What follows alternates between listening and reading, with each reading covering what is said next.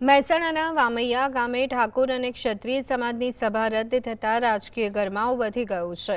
કોંગ્રેસ નેતા બળદેવજી ઠાકોરે અલ્પેશ ઠાકોરનું નામ લીધા વિના આકરા પ્રહાર કરતા જણાવ્યું કે ઉત્તર ગુજરાતમાં સમાજને એક થતો અટકાવવા માટે મોટું ષડયંત્ર રચાયું છે।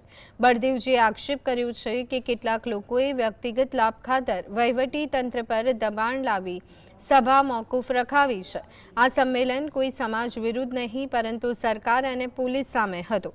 સભા રદ થતા હવે ઠાકોર અને ક્ષત્રિય સમાજમાં ભારે રોષ જોવા મળી રહ્યો છે।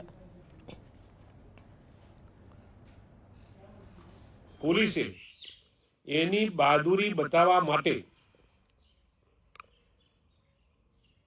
જે જાહેરમાં વરઘોડો કાઢી અને જે બેરહીમથી મારવામાં આવ્યા હતા તબતદારોને,